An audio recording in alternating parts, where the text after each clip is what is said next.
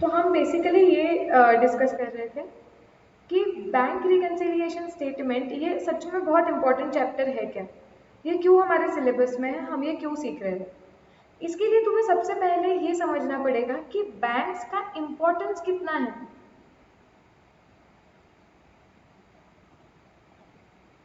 से there was time पहले, मतलब तुम बहुत सालों पहले की अगर बात करोगे, जब बैंकिंग सिस्टम था ही नहीं, तो बिजनेस करना वॉज नॉट दैट ईजी।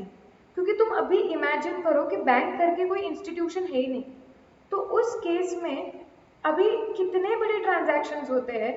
अगर वो तुम्हारे literally, it will be so difficult कि एक ज्वेलर्स का बिजनेस ले लो, इमेजिन करो कि एक ज्वेलर जब ज्वेलरी बेचता है तो यूजुअली उसकी वैल्यू काफ़ी हाई होती है। इतना पैसा कैश में उसे मिलना और उसने खुद उसे सेफ रखना, ये कितना डिफिकल्ट है। सबसे पहले सेफ्टी एक इशू आता है, अगर बैंक्स होते ही नहीं थे तो। दूसरा, आज अगर मुझे पैसा इधर से लेट से जम्मू एंड कश्मीर भेजना है, अगर बैंक होती ही नहीं या ये बैंकिंग फैसिलिटी स्ट्रांग होती ही नहीं, तो क्या होता था, literally I would have to send somebody, मेरा कोई इंसान जिस पे मुझे भरोसा हो, मुझे इतना रिस्क लेके उसको जम्मू एंड कश्मीर इतना कैश लेके भेजना पड़ेगा। एक तो एक रिसोर्स, मतलब एक इंसान का टाइम वेस्ट, सिर्फ पैसे देने के लिए जाओ। थर्ड, एक तो रिस्क इतना हाई, बीच में चोरी हो सकती है। तो सिर्फ वो कैश को रखने का रिस्क नहीं होता है, जब तुम्हें बिजनेस करने के लिए, अगर तुम बिजनेस अराउंड बहुत जोग्राफिकली स्प्रेडेड एरिया में कर रहे हो, तुम्हारे customers are spreaded geographically, so practically it becomes very difficult अगर तुम्हें उन्हें पेमेंट देना है या उनसे पेमेंट रिसीव करना है, तो एक्चुअली फिजिकली ये चीज़ों का मूवमेंट करना is so difficult. Okay. Thirdly, तुम्हारे पास ये भी ऑप्शन हो सकता है कि तुम्हें तुम्हारे पैसे कहीं तो इन्वेस्ट करने हैं, तुम्हारे पास एक्स्ट्रा पैसे पड़े हुए हैं, तुम्हें कहीं पे तो इन्वेस्ट करने हैं, वहां से आपको रिटर्न मिले, तुम्हें ये भी करना है। प्लस बिजनेस करने के लिए तुम्हें पता है कि तुम्हारा बिजनेस मॉडल बहुत अच्छा है। प्रॉब्लम बस इतना है कि पहले बिजनेस करने के लिए तुम्हें थोड़ा लोन लग सकता है एक्सपांशन करने के लिए। ओके। बेसिकली ये भी अगर बैंक नहीं था तो तुम लोन भी कहाँ से लोगे। फिर तुम्हें कोई पावरफुल इंसान है जिसके पास जितना पैसा है, तुम्हें उसके पास से जाके लोन लेना पड़ेगा। सिंस वही बंदा है जो तुम्हें लोन देगा, जैसे जमींदारी सिस्टम होती थी, वैसे वो एकदम क्या बोलते हैं, he will actually have that undue influence over you. वो डोमिनेटिंग पोजीशन पे रहेगा, उसे जितना चाहिए वो तुमसे इंटरेस्ट रेट लगा सकता है। द प्रॉब्लम इज, अगर कंट्री में बैंकिंग सिस्टम नहीं होता था तो इतनी दिक्कतें आती थी। Banks are very crucial, because business करना इतना आसान हो गया है बिकॉज ऑफ बैंक। तुम ही सोचो, तुम, हमारी लाइफ कितनी ईजी हो गई है। आज अगर तुम किधर कुछ शॉप में जाते हो, मैं तो बोलती हूँ I do not keep cash only nowadays. I don't have cash, मुझे कोई कैश पूछेगा ना तो होता ही नहीं है मेरे पास। बिकॉज हम इतने यूज टू हो गए हैं कि हम क्या करते हैं, गूगल ऐप, गूगल पे या यूपीआई से फटाफट कोड स्कैन करो और पैसे भेज दो। ये कहाँ से आ रहा है, this is supported through banking system, ये बैंक से पैसा आता है या जाता है। तो बिजनेसेस के लिए ये रिलेटिवली इतना इजी ऑप्शन हो गया है करना, कि तुम्हें अगर लोन चाहिए, तुम्हें पैसा चाहिए, शॉर्ट टर्म लोन चाहिए, लॉन्ग टर्म लोन चाहिए, तो बैंक दे सकता है तुम्हें। तुम्हें अगर तुम्हारे पैसे सेफली कहीं रखने हैं तो तुम बैंक में रख लो। तुम्हें चाहिए तो तुम कहीं भी वर्ल्ड में पैसे मिनट्स में ट्रांसफर कर सकते हो, तुम्हें पैसे मिनट्स में आ सकते हैं। तुम्हें पैसे फॉरेन करेंसी में भी आ सकते हैं, बैंक्स तुम्हें वो फॉरेन करेंसी तुम्हारे कंट्री के करेंसी में भी ट्रांसफर करके दे सकता है। इट इज बिकॉज तुम्हें बिजनेस करने के लिए ये सारी फैसिलिटीज लगती है। बैंकिंग जैसे इंस्टीट्यूशंस कंट्री में आए हैं, and now if you see, I we can literally say that there is no business जिसका बैंक अकाउंट नहीं होगा। ऑब्वियसली छोटे छोटे बिजनेसेस हो सकते हैं कि जिसके बैंक अकाउंट है नहीं, बट अब तो लिटरली सारे छोटे छोटे बिजनेसेस के भी बैंक अकाउंट खुलने लगे हैं, because of ease of receiving payment and making payment through bank accounts, because of this QR codes and UPI. तुम देखोगे पानी पूरी वाले के उधर, तुम्हारे आई डोंट नो कितने लोगों के सिटीज में ये है, बट मेरे घर के नीचे अगर तुम पानी पूरी खाने आओगे तो लिटरली पानी पूरी वाले को भी क्यूआर कोड से पेमेंट होता है। नारियल वाला इंसान है, नारियल वाले को भी हम क्यूआर कोड से पैसे देते हैं। So that is nothing but the transactions are happening through bank account. Literally छोटे छोटे बिजनेसेस के भी बैंक अकाउंट्स ओपन हो रहे हैं, because they give you all this facilities of receiving the money quickly, paying money quickly, getting loans, safety of securely having money kept somewhere, investing your money, वो भी bank में तुम कर सकते हो या बैंक तुम्हें फैसिलिटी दे सकती है, एनी टाइम तुम्हें कैश अवेलेबल हो सकती है. So it is because of this that bank institutions, banking जैसे इंस्टीट्यूशंस जो है वो कंट्री में आए हुए हैं. And now literally since they pay so much important, they play so much important part in doing business, every business will now have bank account. Okay, so ये तो बहुत क्लियर है कि हर एक बिजनेस का बैंक अकाउंट तो होगा ही होगा. Okay, so now we know कि बिजनेसेस के बैंक के साथ ट्रांजैक्शंस होने वाले हैं. हम जब कोई भी बिजनेसेस के ट्रांजैक्शंस रिकॉर्ड करते हैं, सो अभी देखो क्या होता है कि हम एक बिजनेस के बारे में बात करते हैं. वो बिजनेस का बैंक में अकाउंट है, let's say ICICI bank. You have to understand कि जैसे हम एक बिजनेस है वैसे आईसीआईसीआई बैंक भी एक बिजनेस है. ओके, वो कुछ चैरिटी करने के लिए नहीं बैठे हैं. ये बैंकिंग इंस्टीट्यूशंस जो तुम्हें ये सारे सर्विसेज प्रोवाइड करते हैं, इनके लिए they charge you, they earn money out of this. So ICICI bank is also in itself a business. But here we are talking about some another business. Let's say तुम्हारा कोई बिजनेस है, कोई interesting business बताओ. चलो कोई भी business ले लो यार. सपोज हमारी एक कंपनी है, हाँ एनी बिजनेस. सो XYZ लिमिटेड ये हमारा बिजनेस है, ये डील्स करता है इलेक्ट्रॉनिक आइटम्स में सपोज. ओके, अब ये बिजनेस का बैंक अकाउंट है, कौन से बैंक में? आईसीआईसीआई बैंक में. Okay, we are very clear कि जितने भी ट्रांजैक्शंस हमारे बिजनेस में होंगे XYZ लिमिटेड में, हमें क्या करना है, हम ये सारे ट्रांजैक्शंस रिकॉर्ड करने हैं. हमें पता है क्यों करने हैं, वो सब हमारा पास्ट में हो गया है पढ़ के. But we have decided this that we need to record all the transactions. So that is why हमारे बिजनेस का जो बैंक के साथ ट्रांजैक्शंस होते हैं वो भी हम रिकॉर्ड करते हैं. ओके, कहाँ पे रिकॉर्ड होते हैं बैंक के साथ किए गए ट्रांजैक्शंस? कैश बुक में रिकॉर्ड होते हैं. सो कैश बुक में बैंक कॉलम होता है, मतलब बैंक अकाउंट होता है in short. So we can say cash book का जो बैंक कॉलम है विच रिप्रेजेंट्स बैंक अकाउंट, यहाँ पे बैंक के साथ किए गए सारे ट्रांजैक्शंस हम रिकॉर्ड करेंगे. यस और no, everybody agrees? Yes. Likewise जो आईसीआईसीआई बैंक है उनके पास तो इतने कस्टमर्स होते हैं. ओके, तो ऐसे होता है कि वो भी एक बिजनेस है, वो भी ट्रांजैक्शंस रिकॉर्ड करने वाला है हर एक कस्टमर के साथ. अगर बैंक जैसा इंस्टीट्यूशन हिसाब किताब नहीं रखेगा ना तो वो कोलैप्स हो जाएगा, क्योंकि इतने अकाउंट्स, इतने कस्टमर्स, किसके साथ क्या होता है इसका हिसाब किताब रखना ही पड़ेगा. So likewise bank also maintains transactions, और बैंक के ट्रांजैक्शंस जो मेंटेन करता है तो बैंक के बुक्स में भी कस्टमर का अकाउंट होता है. सो बैंक के बुक्स में भी XYZ लिमिटेड का अकाउंट होगा. तो हमारा अकाउंट उन्होंने बैंक ने अपने बुक्स में खोला होगा जहाँ पे वो सारे ट्रांजैक्शंस रिकॉर्ड करेंगे. यहाँ तक we are clear? Okay, so now we have established कि बैंक्स कितने इंपॉर्टेंट होते हैं बिजनेस के लिए. हर एक बिजनेस का बैंक अकाउंट होगा. बैंक के साथ किए गए ट्रांजैक्शन बिजनेसेस कैश बुक में रिकॉर्ड करेंगे, बैंक कॉलम में, बैंक अकाउंट में. बैंक भी ये ट्रांजैक्शंस अपने कस्टमर्स के साथ किए गए रिकॉर्ड करेगा. कहाँ पे रिकॉर्ड करेगा? कस्टमर अकाउंट में, इन द बुक्स ऑफ बैंक्स.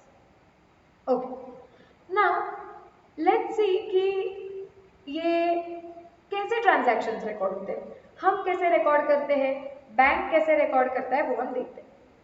इसमें आगे जाने के पहले बैंक के बुक्स में जो कस्टमर का अकाउंट होता है, अब अभी हम XYZ है, तो क्या मैं बैंक को जाके ऐसे कभी बोल सकती हूँ क्या कि देखो बैंक, हमने जो आपके साथ किए गए सारे ट्रांजैक्शंस हैं मुझे वो देखना है, मुझे रिकॉर्ड देखना है, मुझे मेरा अकाउंट देखना है आपके बुक्स में.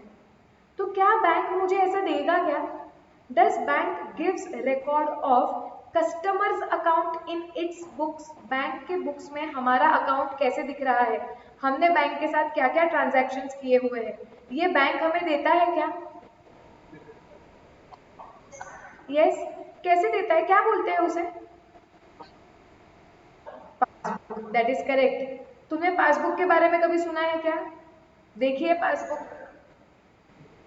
आज तुम्हारा होमवर्क है कि अगर तुम में से किसी ने भी पासबुक नहीं देखी है, पक्का तुम्हारे पेरेंट्स की तो होगी, तुम भी तुम्हारे बैंक अकाउंट्स खोल लो। अभी 1-1.5 साल बाद खोलने ही पड़ेंगे, क्योंकि आर्टिकलशिप में जाओगे तो तुम्हारा आर्टिकलशिप का जो भी तुम्हें स्टाइपेंड मिलेगा वो बैंक अकाउंट में ही आएगा। तो तुम्हारी बैंक की पासबुक होगी, मतलब तुम्हारे पेरेंट्स के पास होगी, अगर तुमने नहीं देखा है तो वो देखो। सो वो पासबुक क्या होती है प्लीज समझो। बैंक, जब भी आप बैंक का अकाउंट खोलते हो तो यूजुअली बैंक आपको कुछ चीजें देती है। जैसे बैंक आपको चेक बुक देता है, बैंक आपको पासबुक देता है। चेक बुक के बारे में हम काफी डिस्कस कर चुके हैं और बाद में देखेंगे। पासबुक समझो क्या होता है। सो बैंक पासबुक देता है, मतलब आप, बैंक आपको एक बुक देता है। और बैंक क्या बोलता है कि पुराने जमाने में ऐसे ज्यादा करके होता था कि बैंक आपको बुक देता था और बैंक बोलता था कि आपको जब भी चाहिए ना, ये बुक लेके हमारे बैंक में आ जाना, हम ये बुक को प्रिंट करके इसमें आपको अपडेटेड ट्रांजैक्शंस प्रिंट करके दे देंगे। वो क्या होता था, that passbook is nothing but bank gives you your account in the books of bank. Bank बोलता है कि हमने आपके साथ किए गए सारे ट्रांजैक्शंस रिकॉर्ड किए, ओके, तो हमारे बुक्स में जो आपका अकाउंट है वो हम आपको दे देंगे। So passbook is nothing but passbook is your account in the books of bank. बस अगर आपने कभी सुना होगा पेरेंट्स से वगैरह पहले, तो बोलते थे मुझे बैंक में जाना है, पासबुक भरा के लानी है। मतलब क्या होता था कि आप वो बैंक को पासबुक दोगे, बैंक उसमें क्या करेगा, वो पासबुक में प्रिंट करेगा आपका अकाउंट बैंक के बुक्स में। So all your transactions get reflected in passbook. तो it is very important to understand this concept that passbook is nothing but customers account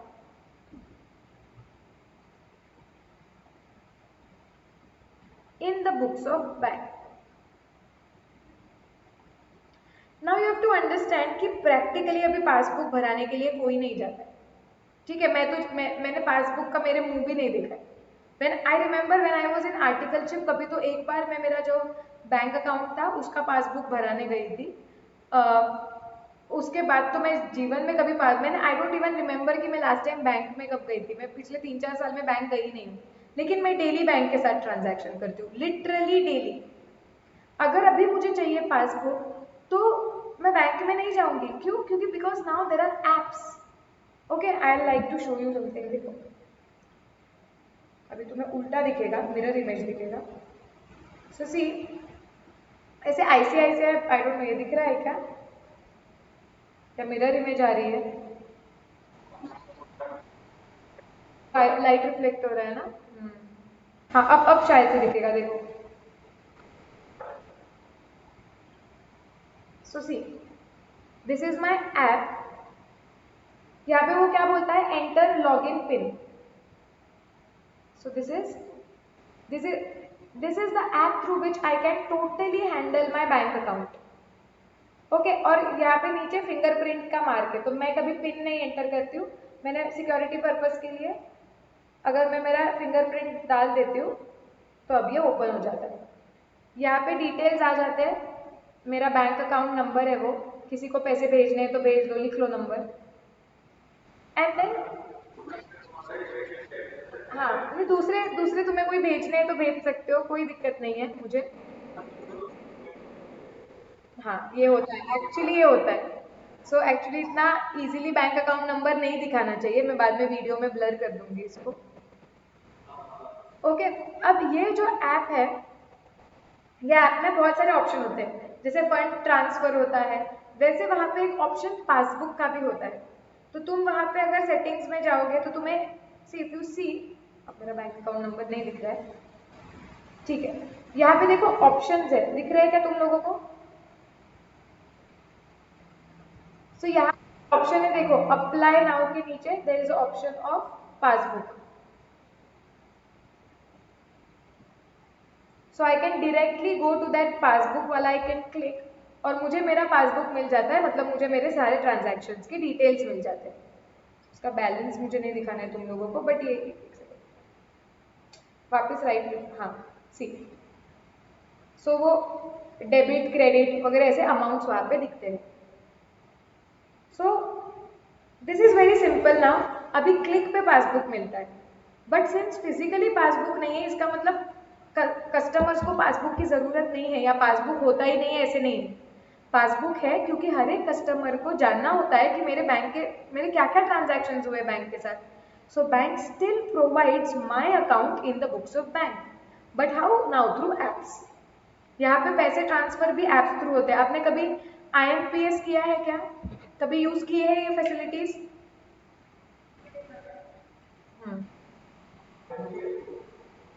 mobile payment होता है इंस्टेंट। तो ये ऐप्स थ्रू तुम जा सकते हो। तुम सामने वाले का अकाउंट नंबर वगैरह डालो या उसका UPI ID डालो और तुम बताओ कितना अमाउंट ट्रांसफर करना है, ओके कर दो, पैसे ट्रांसफर हो जाएंगे मेरे बैंक अकाउंट में से। सो दैट इज वाई अभी चेकबुक भी ज्यादा यूज नहीं होता है प्रैक्टिकली। ओके, बिकॉज मेजरली किसी को पैसे भेजना इतना इजी हो गया है कि मैं ऑनलाइन से ही किसी को पैसे ट्रांसफर कर दूं। मैं किसी को चेक फाड़ के दूं, मुझे आयुष को पैसे देने हैं तो मैं आयुष का नाम लिखूं, आयुष को चेक फाड़ के दूं, फिर वो जाएगा उसके बैंक में, वो चेक डिपॉजिट करेगा, वहां लाइन होगी, ये सब कट कट कोई करता ही नहीं है कशाला। I don't even remember when I last use cheque. Cheque भी अभी होते over the period of time, मैं तुम्हें बताती हूँ, 4-5 साल बाद देख लो, तुम्हारे सिलेबस में से ये चेक के ट्रांजैक्शंस काफी कम हो जाएंगे। ओके, सो बेसिकली चेक वगैरह की भी अभी जरूरत नहीं होती है। लोग यूज करते हैं ऑब्वियसली अभी भी चेक, बट काफी ऑनलाइन नेट बैंकिंग पे वगैरह चीजें मूव हो गई है। तुम्हें पेमेंट देना है, फटाफट ऑनलाइन कर दो एंड इट्स ओवर। बड़े ट्रांजैक्शन के लिए हो सकता है, बट बड़े ट्रांजैक्शन के लिए तुम ऑनलाइन भी net banking through through transfer कर सकते हो। ऐसा जरूरी नहीं है कि बड़े ट्रांजैक्शन के लिए ही सिर्फ चेक यूज होता है।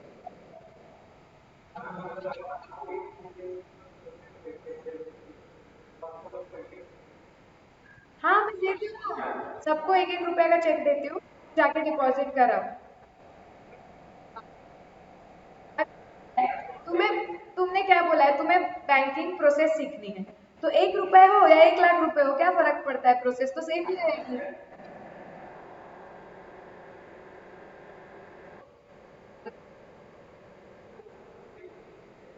You have to earn it, you have not earned it. हाँ, दूंगी ना मैं 1 रुपए का चेक। एक, तुम तुम्हारे ही मम्मी के बैंक अकाउंट में से तुम्हारे अकाउंट में ट्रांसफर कर लो, फिर तुम्हें जितने जीरो लगाने हैं तुम लगा सकते हो। चलो, प्रोसेस वही होने वाला है, प्रोसेस सेम होगा, मुद्दा अपना प्रोसेस सीखने पे है। चलो, हाँ सही है वो। चलो चलो, फोकस करो। तो हमने क्या बोला कि हमारे बिजनेसेस के जो भी ट्रांजैक्शंस होते हैं बैंक के साथ, वो बैंक भी रिकॉर्ड करता है, और हमें अगर वो बैंक से चाहिए तो बैंक वो हमें हमारा अकाउंट देता है in banks book which is called as passbook. Are we clear about this? Yes. अब हमें एक इम्पॉर्टेंट बेसिक पार्ट सीखना है जो ये चैप्टर के लिए बहुत रेलेवेंट है।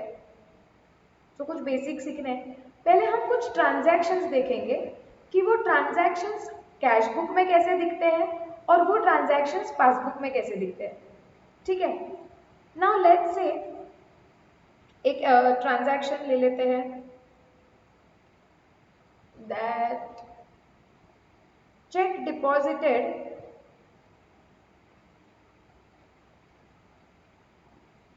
ऑफ ₹10,000 जो रिसीव हुआ था ए से। आपको ए से चेक रिसीव हुआ था जो आपने डिपॉजिट कर दिया। ठीक है, अब हम इसका ट्रांजैक्शन रिकॉर्ड करेंगे। यहाँ पे जब भी मैं वर्ड कैश बुक यूज करूंगी ये चैप्टर में, it means bank column, bank account के बारे में बस हम यहाँ पे बात करने वाले हैं। ये मेरे कैश बुक में बैंक अकाउंट में कैसे रिकॉर्ड हो जाएगा? बताओ, इसकी एंट्री क्या आएगी? Cheque receive from A deposited on the same day, bank account debit to A. Suppose मेरे बैंक में ऑलरेडी बैलेंस था, टू बैलेंस ब्रॉट डाउन 5,000 और ये चेक आया है, bank account debit to A account 10,000। Are we clear with this? Yes. अब ये हो गया हमारा अकाउंट। अब हम सोचते हैं कि बैंक इसका अकाउंटिंग कैसे करेगी। ठीक है, हम बैंक के पॉइंट ऑफ व्यू से अकाउंटिंग सोच रहे हैं। सो बैंक देता है हमारा अकाउंट। मैं पासबुक का फॉर्मेट ड्रॉ करती हूँ। पासबुक का फॉर्मेट क्या होता है? डेट, पर्टिकुलर्स, ओके, उसके बाद डिपॉजिट,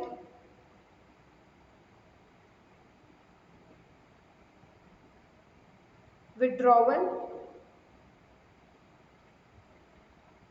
यही कॉलम्स होते हैं। सीक्वेंस कुछ भी हो सकता है। Balance, debit oblique credit, okay.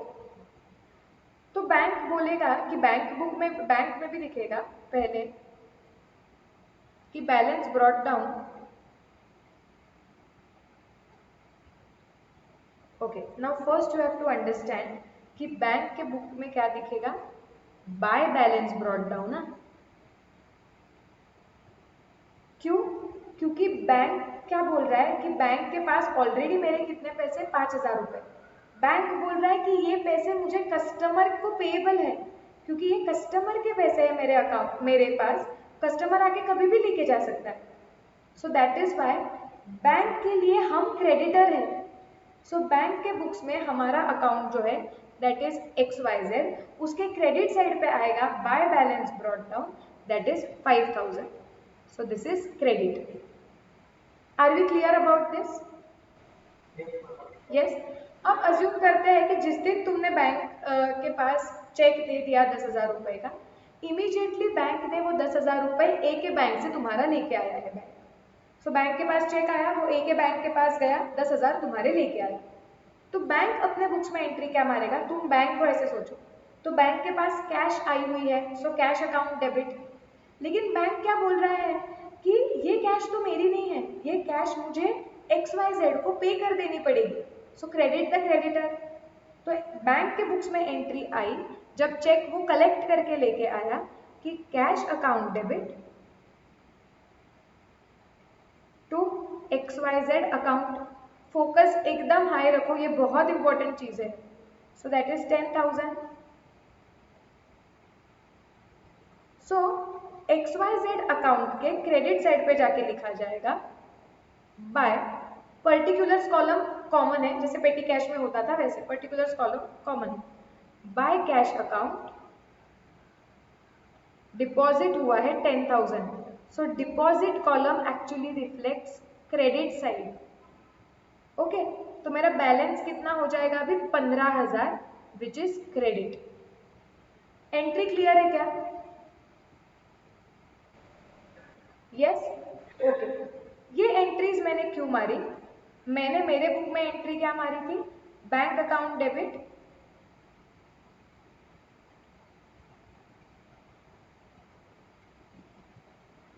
To A account 10,000।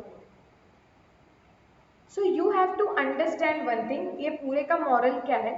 इसकी समरी ये है कि जब हमारे बैंक अकाउंट में पैसे आते हैं, ओके, तो जब हमारे बुक्स में बैंक अकाउंट को डेबिट होता है, क्योंकि हम क्या बोलते हैं? Bank account personal account debit the receiver, या हमने ये पैसे बैंक के पास रखे हुए हैं, ये पैसे हमें बैंक से कभी ना कभी आने हैं वापस। सो समरी इज कि व्हेन मनी इज रिसीव्ड, तो जो भी रिसीट होती है, जो पैसे आते हैं, कैश बुक में डेबिट होता है और पासबुक में वो क्या करके दिखता है? Credit. And what is the logic behind it? क्योंकि हमारे लिए बैंक पर्सनल अकाउंट है, डेबिट द रिसीवर या डेबिट द डेटर, इसलिए हमारे बुक्स में बैंक को डेबिट होता है। लेकिन बैंक के बुक्स में बैंक बोलता है ये पैसा मेरा नहीं है, ये पैसा किसका है? XYZ का है, जो मुझे XYZ को दे देना पड़ेगा। इसके लिए बैंक के बुक्स में XYZ पर्सनल अकाउंट क्रेडिटर है, क्रेडिट द क्रेडिटर।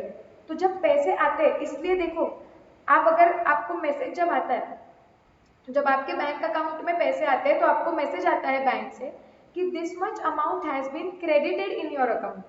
और बहुत लोग ये कंफ्यूज हो जाते हैं कि क्रेडिट कैसे? अकाउंट पैसे आ रहे हैं ना, तो डेबिट होना चाहिए नहीं, क्योंकि that message is from the point of view of bank. So bank is saying we have credited this much amount in your account. It means we are showing that this much amount is payable to you since this amount we have received in your account. तो जब पैसे आते हैं तो हमारे books में bank account को debit होता है, लेकिन पासबुक में क्रेडिट होता है. Are we absolutely clear about this? Yes. तो ये एक ट्रांजैक्शन लिख लो, कैश, ये बैंक अकाउंट ड्रॉ करो, पासबुक ड्रॉ करो, कैसे रिफ्लेक्ट होता है वो दिखाओ. या एक सेकेंड रुको, सिंपली एक काम करो, ये ट्रांजैक्शन लिखो, कैश बुक में क्या एंट्री आती है वो लिखो, पासबुक में क्या एंट्री आती है वो लिखो, सिर्फ एंट्री लिखो और फिर ये समरी लिख लो. ट्रांजैक्शन लिखो पहला, check deposited of rupees, check received from A of rupees 10,000 deposited into bank.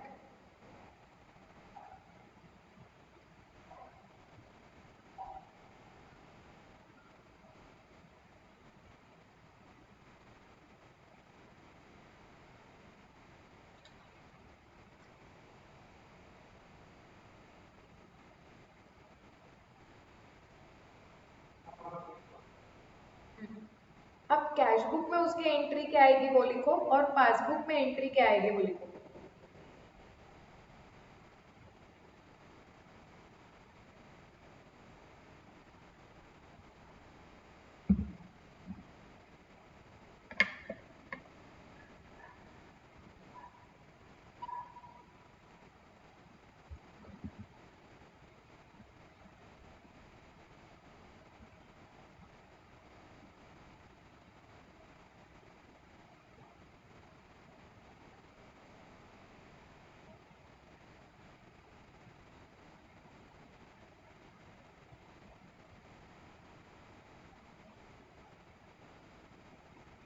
और समरी में क्या लिखोगे? When the money is received in bank.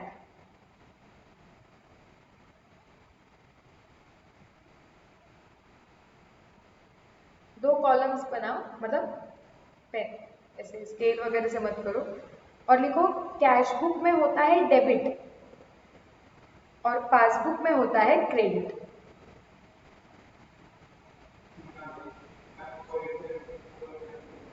Entries लिखने के बाद ये ऐसा समरी बनाओ. समरी में लिखो when the amount is received in bank account.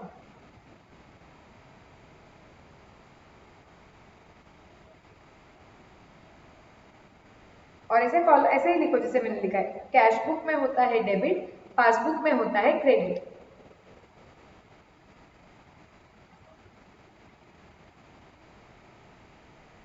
तुम्हें ये समझना बहुत जरूरी होता है कि डेबिट. हाँ बोलो. बस when the amount is received in bank. देखो खुद हो गया अभी, ये सेंटेंसेस लिखते आने चाहिए अभी.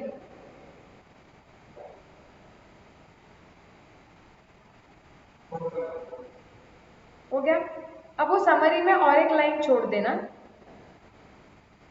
हम और एक एग्जाम्पल देखेंगे.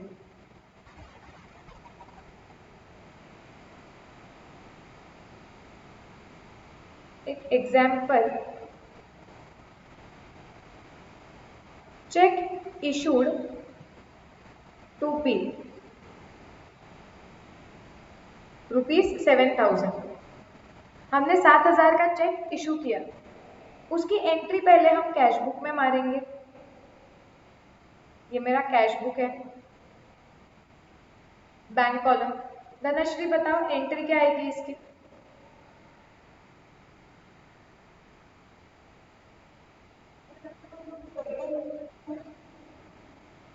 Cash account debit to B account. Okay, पहले शांति से सोचो कि ट्रांजैक्शन के दो साइड्स क्या है. धनश्री,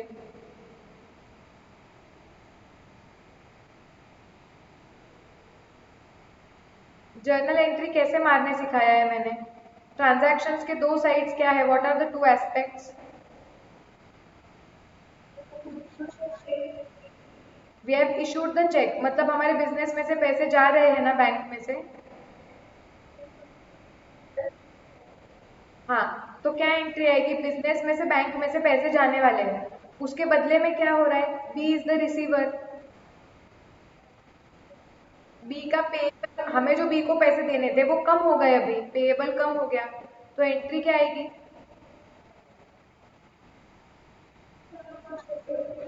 सॉरी, क्या? B, B's account debit to bank account, correct. मैं जब तुम्हें जर्नल एंट्री पूछती हूँ, तुम रैंडमली दो वर्ड्स उठा के मत बताओ सब लोग। टेक योर टाइम, दो एस्पेक्ट्स एनालाइज करो, फिर बताओ कि बिजनेस में क्या हो रहा है, ये दिखाना है। So B is the receiver, so B account debit to bank is the giver. So bank के क्रेडिट में जाके हम क्या लिखेंगे? By B account, by B's account, that is 7,000। Are we clear about this? Yes, so B's account debit to bank account.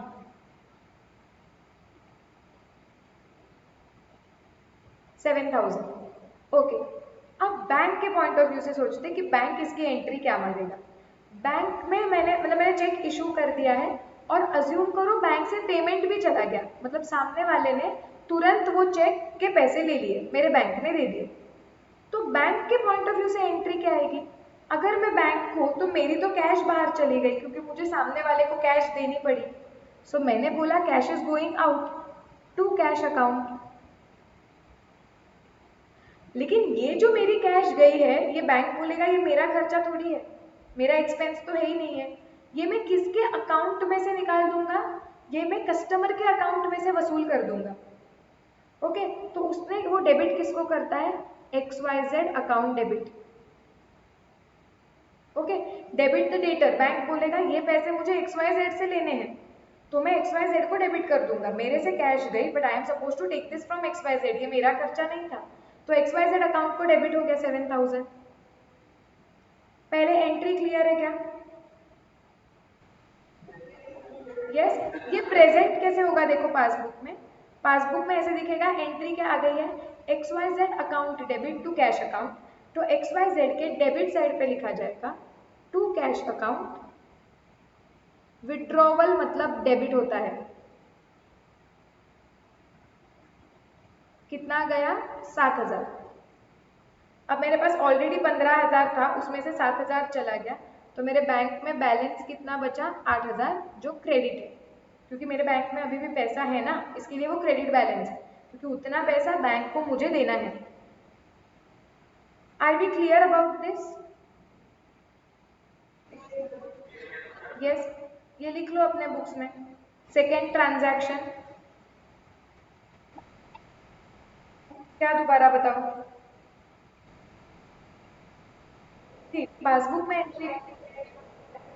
हाँ, बताती हूँ, देखो अभी क्या होगा कि मैंने चेक इशू कर दिया, मैंने चेक सपोज तुमको दे दिया पूनम, ठीक है? तुमने वो चेक तुम्हारे बैंक में डिपॉजिट कर दिया, उसकी वजह से क्या होता है कि मेरा बैंक तुम्हें पैसे दे देता है। फ्लो पता है हमारा ऐसे होता है। ओके, तो फ्लो क्या होता है कि मैं अगर किसी को चेक देती हूँ, इसका मतलब मैं मेरे बैंक को ऑर्डर दे रही हूँ कि चेक पे जिसका भी नाम लिखा हुआ है, सपोज पूनम का, so that check means I am giving order to my bank that pay 7,000 to Poonam. ठीक है, तुम आके वो पैसे मेरे बैंक से लेके गए, तो मेरी बैंक एंट्री क्या मारेगी? अपनी बैंक एंट्री क्या मारेगी कि बैंक बोलेगा मैंने तो 7,000 रुपए दे दिए, तो बैंक के पास से cash is going out, so credit what goes out, cash को क्रेडिट कर दिया। बैंक बोलेगा ये पैसे मुझे वसूल करने हैं, ये XYZ से वसूल करूंगा मैं। बैंक बोलेगा ये मेरा थोड़ी खर्चा है, ये तो XYZ ने मुझे जो बोला था मैंने वो दे दिया, तो ये XYZ के अकाउंट में से लेने हैं, तो XYZ personal account debit the debtor, ये पैसे हम XYZ से लेंगे, इसके लिए XYZ को डेबिट हुआ है। क्लियर? लिख लो ये एंट्री।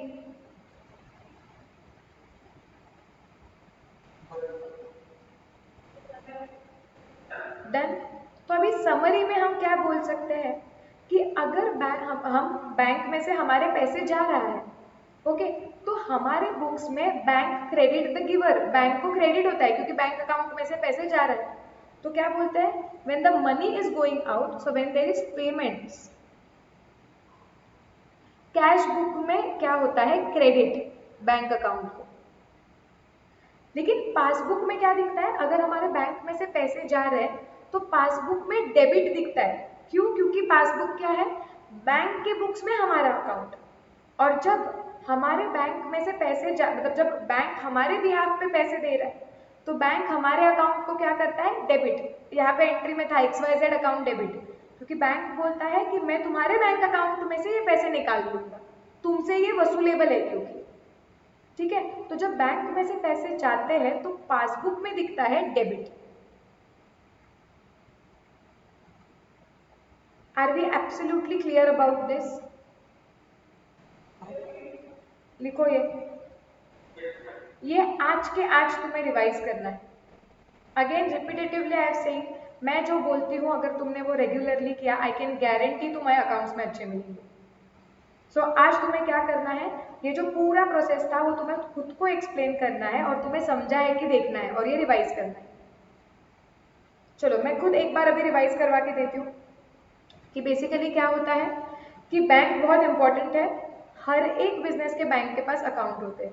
बैंक के साथ किए गए ट्रांजैक्शन बिजनेस कैश बुक में लिखता है, बैंक कॉलम में, which is bank account, okay. और बैंक भी अपने बुक्स में ये ट्रांजैक्शन लिखता है। बैंक के बुक्स में कस्टमर अकाउंट बनता है, हमारा अकाउंट बनता है जो पासबुक के जरिए हमें दिखता है, ओके। जब अभी कोई ट्रांजैक्शन होता है जैसे बैंक में पैसे आ रहे हैं तो कैश बुक में दिखता है कि बैंक अकाउंट इज डेबिटेड। क्यों? क्योंकि जब पैसे आते हैं हम बोलते हैं bank is the receiver, so bank account debit to कुछ भी हो सकता है फिर, so to suppose a account. तो जब पैसे आते हैं तो कैश बुक में बैंक अकाउंट को डेबिट होता है, पासबुक में वो क्रेडिट दिखता है। क्यों? क्योंकि बैंक एंट्री मारता है कैश अकाउंट डेबिट, बैंक को पैसे कैश आई हुई है बैंक के पास, लेकिन बैंक बोलता है कि ये पैसे मेरे नहीं है, ये किसके हैं, कस्टमर के, तो मुझे ये पैसे कस्टमर को दे देने पड़ेंगे, credit the creditor to customer account. That is why जब हमारे बैंक अकाउंट में पैसे आते हैं तो पासबुक में क्रेडिट दिखता है, because passbook is our account in the books of bank and bank shows that this amount is payable to the customer. Likewise जब ऐसे होता है कि हमारे बैंक अकाउंट में से पैसे निकल रहे हैं, जा रहे हैं, तो हमारे बुक्स में रिकॉर्ड करते वक्त हम बैंक को क्रेडिट करते हैं बिकॉज बैंक इज गिवर। तो हम एंट्री क्या मारते हैं कि किसी को भी हमने चेक दिया होगा तो that person B account debit to bank. तो जब पैसे जा रहे हैं तो हमारे बुक्स में क्रेडिट दिखता है बैंक अकाउंट को, लेकिन पासबुक में डेबिट का मतलब होता है कि पैसे गए। क्यों? क्योंकि पैसे गए तो बैंक बोलेगा कैश चली गई, कैश इज गोइंग आउट, लेकिन बैंक हमसे वसूल करेगा डेबिट द डेटर। तो बैंक के बुक्स में customer account debit to cash होता है, and since passbook is a customer account तो कस्टमर अकाउंट में डेबिट होता है। तो पासबुक में डेबिट मतलब पैसे चले गए और पासबुक में क्रेडिट मतलब पैसे आ गए। Are we absolutely clear about this now? Yes, very important part, तुम्हें आज कंपलसरी इसको रिविजन करना है।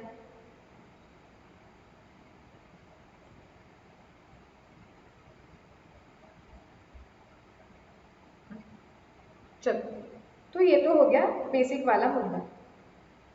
अब और एक मेरा पॉइंट है कि बैंक के साथ जो भी ट्रांजैक्शन होते हैं वो हम रिकॉर्ड करते हैं, करेक्ट? हम किस में रिकॉर्ड करते हैं? कैश बुक में। और बैंक भी सारे वो ट्रांजैक्शन रिकॉर्ड करता है जो रिफ्लेक्ट होते हैं पासबुक में।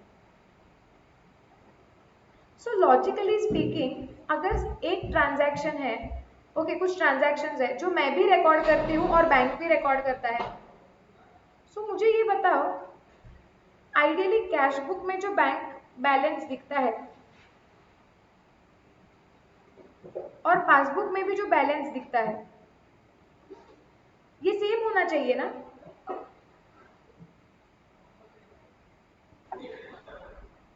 यस, सी आई रिपीट, मैं क्या बोल रही हूँ कि अगर बैंक के साथ किए गए सारे ट्रांजैक्शन मैं रिकॉर्ड करती हूँ, वो सारे ट्रांजैक्शन लेट्स से बैंक भी रिकॉर्ड करता है, तो आइडियली क्या होना चाहिए कि हमारे हिसाब से बैंक में जितने पैसे हैं बैंक के हिसाब से भी उतने ही पैसे होने चाहिए ना।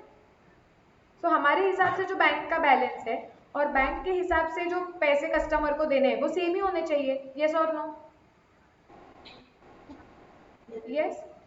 लेकिन ना काफी बार ऐसे होता है कि कैश बुक के हिसाब से जो बैंक बैलेंस है और पासबुक के हिसाब से जो बैलेंस है ना, ये मैच नहीं होता है। तो ठीक है ना, हम सारे ही ट्रांजैक्शन रिकॉर्ड कर रहे हैं। आइडियली हम क्या कर रहे हैं, बैंक के साथ किए गए सारे ट्रांजैक्शन मैं भी रिकॉर्ड कर रही हूँ और बैंक भी रिकॉर्ड कर रहा है, तो दोनों के हिसाब से बैलेंस तो सेम आना चाहिए ना। हाँ अब वो, हाँ वो भी हम रिकॉर्ड करेंगे। ओके, सो मैं बताती हूँ कि वो क्या है। कि आइडियली क्या होता है कि we are suppose to record all the transactions with the bank, bank is also suppose to record all the transactions with the customer. तो आइडियली हमारे हिसाब से बैंक में सपोज 10,000 है, तो बैंक ने भी बताना चाहिए कि हाँ कस्टमर के कितने पैसे हमारे पास 10,000। आइडियली अमाउंट मैच होनी चाहिए। ऑब्वियसली उसका नेचर अपोजिट होगा, हम डेबिट दिखाएंगे तो पासबुक में क्रेडिट दिखेगा, हमने अभी देखा कि वो अपोजिट दिखेगा ऑफ कोर्स, क्योंकि हम दिखाएंगे कि बैंक के पास से पैसा आना है और बैंक दिखाएगा कि बैंक को कस्टमर को पैसा देना है, इसके लिए इसका नेचर अपोजिट होगा। नेचर के बारे में बात नहीं कर रहे, लेकिन अमाउंट तो सेम दिखनी चाहिए। अगर हम दिखा रहे हैं कि हमें बैंक से 10,000 आने हैं, तो बैंक ने भी यही दिखाना चाहिए ना कि कस्टमर को 10,000 देने हैं। Yes no? यस। लेकिन ना काफी बार ऐसे होता है कि ये मैच नहीं होता है। तो ऐसे है क्या कि इसका मतलब बैंक कुछ फ्रॉड कर रहा है वगैरह? तो ये काफी बार चीजें मैच नहीं होती है, and I am telling you कि कैश बुक का बैंक का बैलेंस और पासबुक के हिसाब से बैलेंस ये जो मैच नहीं होता है, it is because of genuine business transactions. ऐसे कुछ बैंक फ्रॉड कर रहा है या कुछ लफड़ा हो रहा है, ऐसे नहीं होता है। एक्चुअली कुछ तो जेन्युइन प्रोसेसेस ऐसी होती है या ऐसे कुछ सिचुएशंस होती है जिसकी वजह से ये मैच नहीं होता है, and it happens in day to day business transactions. ठीक है, जैसे हम एक एग्जाम्पल देखते हैं फिर तुम्हें समझेगा। सपोज, अब पहले एक समझ के लो, एक सिंपल कि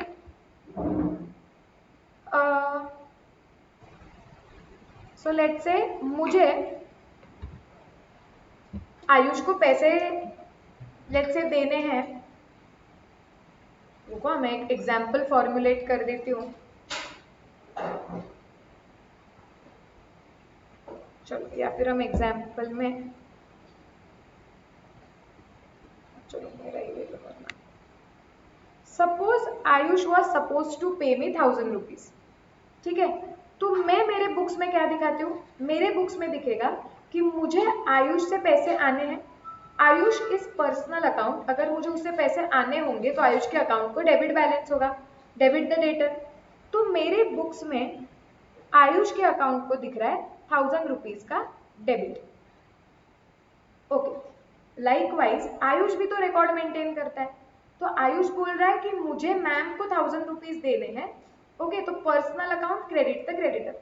तो आयुष के बुक्स में दिख रहा है कि मुझे 1,000 रुपीज देने हैं, क्रेडिट बैलेंस। ये क्लियर है कंसेप्ट? यस। ओके, अब क्या हो रहा है कि आयुष बोलता है कि अरे अगले एक वीक के लिए ना मैं ट्रिप पे जा रहा हूँ, तो मैं क्लास में नहीं आने वाला हूँ, लेकिन ऐसा है कि मुझे मैम को पैसे देने। तो आयुष बोलता है कैरन को कि कैरन तुम कल क्लास में जाने वाले हो क्या? तो कैरन बोलती है कि हाँ मैं जाने वाली हूँ। तो आयुष बोलता है ओके प्लीज मैं तुम्हें ये 1,000 रुपीज देता हूँ, तुम ये मैम को दे देना। तो कैरन बोलती है हाँ ठीक है ओके। सो आयुष अपने बुक्स में एंट्री मार देता है कि वो एंट्री क्या मारेगा अपने बुक्स में, H account debit to cash account. Yes, so वो H, because H is the receiver and cash is going out. तो इसने तो एंट्री मार दी अपने बुक्स में, सो उसने एंट्री मार दी H account debit 1,000 to cash account, that is. तो इसकी वजह से अभी आयुष के बुक्स में दिख रहा है कि मैम को एक भी पैसा देना नहीं है, जीरो। करेक्ट? ये चीज दिख रही थी लेट्स से 1 अप्रैल को, और ये 2 अप्रैल को आयुष ने मुझे पैसे दे दिए। तो 2 अप्रैल को ये पोजीशन दिख रही है, आयुष बोल रहा है मुझे मैम को एक भी पैसा देना नहीं। क्लियर? अब कैरन की तबीयत लेट से खराब हो गई एंड कैरन क्लास को नहीं आई, so she did not come to class for 3 days, right? So Karen अगर क्लास में आई ही नहीं तो मुझे पैसे मिले ही नहीं, करेक्ट। अब मुझे तो पैसे मिले नहीं है, तो मेरे बुक्स में क्या दिख रहा है, अगर हम 2 अप्रैल को ये चेक करते हैं तो 2 अप्रैल से एक्चुअली टू 5 अप्रैल तक, जब तक कैरन क्लास में आई ही नहीं, मेरे बुक्स में दिख रहा है कि मुझे आयुष से 1000 रुपीज आने, 1000 रुपीज रिसीवेबल है डेबिट। लेकिन आयुष के बुक्स में दिख रहा है कि मैम को 0 रुपीज देने हैं। सो एक्चुअली अगर देखोगे, मैं भी सारे ट्रांजैक्शंस रिकॉर्ड कर रही थी, आयुष भी सारे ट्रांजैक्शंस रिकॉर्ड कर रहा था, तो आइडियली हमारे बुक्स में दोनों के सेम दिखना चाहिए था कि मुझे अगर उससे पैसे आने दिख रहे थे तो उसके बुक्स में दिखना चाहिए था कि मैम को पैसे देने हैं। लेकिन 2 तारीख से 5 अप्रैल तक वो पोजीशन देखो कैसे दिख रही है, मेरे बुक्स में दिख रहा है कि आयुष से पैसे आने हैं और आयुष के बुक्स में दिख रहा है मैम को पैसे देने नहीं। मतलब दोनों के बुक्स का बैलेंस मैच नहीं हो रहा है। नाउ बताओ, क्या मैंने कुछ फ्रॉड किया है क्या अकाउंटिंग में? नहीं। आयुष ने कुछ फ्रॉड किया है क्या अकाउंटिंग में? नहीं। दोनों ने जेन्युइनली जो ट्रांजैक्शंस हो रहे हैं रिकॉर्ड कर रहे हैं। प्रॉब्लम कहाँ पे आया हुआ है कि ये पैसा ट्रांजिट में अटक गया है, मतलब आयुष के हिसाब से वो चला गया है लेकिन मुझे वो मिला नहीं है। अब इसमें कैरन का भी कोई फॉल्ट नहीं है, because this is genuine reason, ये होता है ऐसे, ड्यू टू सम रीजन मुझे उसी दिन पे, जिस टाइम पे आयुष से पैसे गया वही टाइम पे मुझे नहीं मिला। सो जेन्युइनली इट कैन हैपन कि 2 लोग अगर सारे सेम ट्रांजैक्शंस रिकॉर्ड करते फिर भी दोनों के बुक्स में बैलेंसेस मैच नहीं होते, एंड उसके जेन्युइन रीजंस हो सकते हैं, जैसे कि the transaction is in process, अभी तक वो ट्रांजैक्शन प्रोसेस में है, ट्रांजिट में है, अटका हुआ है। Same happens in case of banks, इधर भी सेम चीजें होती है बैंक के केस में। सो अब बस ये एग्जाम्पल तुम बैंक के पॉइंट ऑफ व्यू से देख लो। अब मैं हूं एच एंड लेट्स से यहाँ पे आयुष है, सेम चीज है। अब क्या हो रहा था, मुझे आयुष से 1000 रुपए आने थे, आयुष दिखा रहा था 1000 रुपीज पेएबल है। आयुष ने क्या किया, आयुष ने मुझे चेक दे दिया, तो 1 अप्रैल को ये सिचुएशन था। 2 अप्रैल को आयुष ने मुझे चेक सेंड कर दिया 1000 रुपीज का। तो जैसे आयुष ने मुझे चेक दे दिया, आयुष ने अपने बुक्स में एंट्री मार दी कि ma'am account debit to bank account, वो बोल रहा है मेरे तरफ से तो पैसा चला गया, तो उसने मेरे अकाउंट को डेबिट कर दिया। तो 2 अप्रैल को आयुष के बुक्स में दिख रहा है कि कुछ भी पैसा आना नहीं है। ओके, ये ऐसे हो गया, ये खत्म हो गया स्टोरी। अब क्या हो गया है, अब ऐसे मुद्दा आ गया है कि वो 1000 रुपीज का चेक मुझे मिल गया। जैसे मुझे 2 अप्रैल को चेक मिल गया, मैंने वो चेक बैंक में तुरंत डिपॉजिट कर दिया। तो मैंने एंट्री क्या मारी, मैंने एंट्री मारी बैंक अकाउंट डेबिट। सो मैंने वो चेक दे दिया बैंक को, तो मेरे बुक्स में एंट्री आ गई bank account debit to Ayush account. So Ayush के अकाउंट को यहाँ पे 1000 रुपीज क्रेडिट आ गया। मेरे हिसाब से भी दिख रहा है आयुष से कोई भी पैसे आने नहीं। सो हमारे बैलेंसेस मैच हो रहे हैं। हमारा मुद्दा क्या है, हमें देखना है कि क्या हमारा और बैंक का मिसमैच हो सकता है क्या, यहाँ पे हम वो देखेंगे। ओके, सो मेरे बुक्स में अभी बैंक को डेबिट दिख रहा है 1000 का, करेक्ट। इधर तक तुम मेरे साथ हो, समझ रहा है स्टोरी?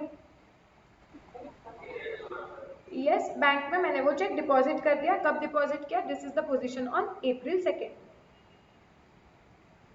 अब कुछ तो रीजन के वजह से ऐसे हुआ कि April 3, 4 एंड 5 बैंक हॉलीडे था। लेट्स से कोई फेस्टिवल आ गया, सैटरडे संडे आ गया, तो बैंक को छुट्टी है। बैंक को अगर छुट्टी है तो बैंक आयुष के पास जाके ये 1000 रुपीज, आयुष के बैंक के पास से जाके ये 1000 रुपीज कलेक्ट ही नहीं कर पाया, राइट। तो उसके वजह से अगर मैं 5 अप्रैल को देखती हूँ, तो 5 अप्रैल को मेरे बुक्स में दिख रहा है कि बैंक अकाउंट में 1000 रुपए, मेरे बैंक में 1000 रुपए है। लेकिन अगर वही 5 अप्रैल को मैं बैंक के पास जाती हूँ, अगर मैं बैंक को बोलती हूँ कि मेरा अकाउंट दिखाओ आपके बुक्स में, पासबुक दिखाओ, तो पासबुक में कुछ भी नहीं दिख रहा है। क्यों? क्योंकि बैंक को अभी भी आयुष के बैंक से पैसा मिला ही नहीं है ना। बैंक तो छुट्टी पे था, बैंक के पैसे कलेक्ट ही नहीं कर पाया, तो बैंक ने एंट्री नहीं मारी। बैंक के पास पैसे आते थे तो बैंक एंट्री मारता था ना कि cash account debit to B account, लेकिन बैंक कुछ दिखा ही नहीं रहा है। तो अभी अगर तुम देखोगे 5 अप्रैल को एज पर मी मेरे बैंक अकाउंट में 1000 रुपए, लेकिन एज पर पासबुक मेरे बैंक अकाउंट में कुछ भी नहीं है। Isn't this a mismatch? And isn't it because of genuine reason? क्योंकि मेरी क्या गलती है? मेरे हिसाब से तो मैंने बैंक चेक दे दिया है बैंक को, तो मैंने एंट्री मार दी कि bank account debit to Ayush account, तो मेरी कोई गलती नहीं है, बैंक की भी कोई गलती नहीं है। बैंक को अभी तक वो चेक क्लियर ही नहीं हुआ है। वो बैंक ने अभी, वो बैंक गया था आयुष के बैंक के पास पैसे लेने के लिए, लेकिन दोनों के बैंक्स को 3 दिन छुट्टी थी, तो वो पैसा आया ही नहीं। सो पासबुक में 0 दिखेगा। दिस इज जेन्युइन, ये बिजनेस में होते ही रहता है। So because of genuine reasons, it can happen that the balance as per your book, कि तुम्हारे हिसाब से बैंक में जितना पैसा है, and balance as per passbook, this might not match. And this was one of the genuine example. So are we clear about this कि practical life में बिल्कुल ऐसे होगा कि तुम्हारे हिसाब से जो बैंक में पैसा होना चाहिए उतना बैंक के हिसाब से नहीं होगा। एंड ये जो है कि ये क्यों मैच नहीं होता है, इसके लिए वैरायटी ऑफ रीजंस होते हैं, बट मेरा ये पूरा एग्जांपल बताने का एक ही पर्पस था, so you understand that genuine reasons के वजह से the balance as per our cash book and passbook does not match. Are we clear about this? Yes. तो अब हम आगे ये देखने वाले हैं, we are going to understand the reasons for differences in balance as per cash book and balance as per passbook.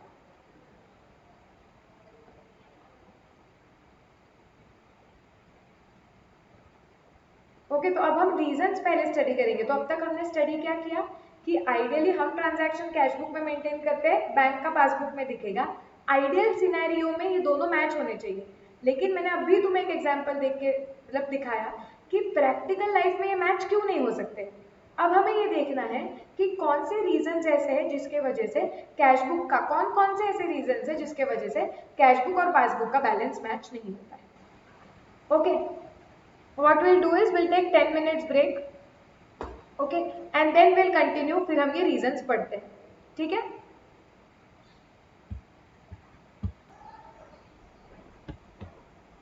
Cash book और passbook के बैलेंस में जो डिफरेंसेस आते हैं उनके जो रीजंस है हम ब्रॉडली उन्हें 3 कैटेगरीज में डिवाइड कर सकते हैं।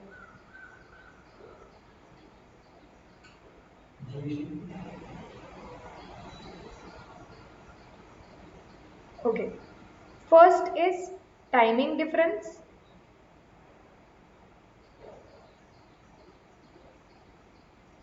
second because of some transactions, and third is errors. Okay, so basically broadly जो भी रीजंस है कि कैश बुक और पासबुक का बैलेंस क्यों नहीं मैच करता, तो उन्हें ब्रॉडली हम कितने कैटेगरीज में डिवाइड कर सकते हैं? 3 कैटेगरीज में, कि टाइमिंग डिफरेंसेस की वजह से हो सकता है, ट्रांजैक्शन डिफरेंस की वजह से हो सकता है, और एरर्स के वजह से हो सकता है। ओके, कुछ बुक्स में अगर आप देखोगे तो ये ट्रांजैक्शन डिफरेंस टाइमिंग डिफरेंस के नीचे ही दिखाया जाता है, because it is a type of timing difference only. चलो, नाउ लेट्स अंडरस्टैंड कि टाइमिंग डिफरेंस का मतलब क्या है। सो टाइमिंग डिफरेंस का मतलब होता है कि ट्रांजैक्शन अलग अलग टाइम पे रिकॉर्ड किया जा रहा है। ओके, सो बेसिकली एग्जाम्पल लेते हैं, जो अभी हमने एग्जाम्पल लिया वो एब्सोल्युटली टाइमिंग डिफरेंस का था। क्या था? देखो हमारे एग्जाम्पल में चेक डिपॉजिटेड विद बैंक, कौन से दिन पे चेक डिपॉजिट किया था? 2 अप्रैल को, ठीक है। अब ये है मेरी कैश बुक, ये है मेरी पासबुक। ठीक है, कैश बुक में सेकेंड सपोज 1 अप्रैल को ओपनिंग बैलेंस था, टू बैलेंस ब्रॉट डाउन 5,000, और पासबुक में दिखेगा वो बाय बैलेंस ब्रॉट डाउन 5,000। सो 1 अप्रैल को दोनों मैच हो रहा था, तो उसकी कोई दिक्कत ही नहीं थी। 2 अप्रैल को मैंने चेक डिपॉजिट किया, मैंने एंट्री क्या मार दी कि bank account debit to Ayush account, ये ले लो, लेट से 7,000। Okay, always draw a timeline, you'll understand. So this is happening on 2 April कि कैश बुक सीबी में रिकॉर्ड हो गया 7,000। ओके, अब क्या हो गया देखो, अब 2 तारीख, 3 तारीख, 4 तारीख, 5 तारीख, इतने दिन में बैंक में तो ये ट्रांजैक्शन रिकॉर्ड ही नहीं हुआ है। ओके, 6 तारीख को ऐसे हुआ कि बैंक को आयुष के बैंक से पैसे आ गए, तो उन्होंने एंट्री क्या मार दी, cash account debit to customers account to our account. So bank ने हमारे अकाउंट को क्रेडिट कर दिया बाय कैश 7,000, और ये कब हुआ है, इसकी डेट है 7 या 6 अप्रैल। ओके, सो 6 अप्रैल को पासबुक में ये 7,000 रिकॉर्ड हुए। Now you have to understand कि ये 2 अप्रैल से लेके 6 अप्रैल के बीच में तुम कोई भी डेट पकड़ लो, लेट्स से 4 अप्रैल, अगर तुम दोनों के बुक्स का बैलेंस 4 अप्रैल को मैच करने जाओगे तो वो मैच होगा नहीं। वाई? बिकॉज ट्रांजैक्शन के रिकॉर्ड करने का जो टाइमिंग है वो डिफरेंस है उसमें। हम 4 तारीख को ट्रांजैक्शन, हम 4 तारीख को दोनों के बुक्स का बैलेंस कितना है ये मैच करने की कोशिश कर रहे हैं, तो 4 तारीख को सीबी दिखाएगा कितना है, 5,000 का ओपनिंग बैलेंस प्लस 2 तारीख को 7,000 आ गए हैं, मतलब कितना, 12,000। लेकिन पीबी को पूछोगे 4 तारीख को, तो पीबी के पास 4 तारीख को सिर्फ 5,000 दिखेंगे। So there is a difference. Why there is a difference? Because a particular transaction was recorded on different dates in two books. एक बुक ने 2 अप्रैल को रिकॉर्ड किया, दूसरे बुक ने 6 अप्रैल को। अब ये इसके बीच में अगर तुम कभी भी बैलेंस मैच करने की कोशिश करोगे तो वो मैच होगा नहीं। Are we absolutely clear about this?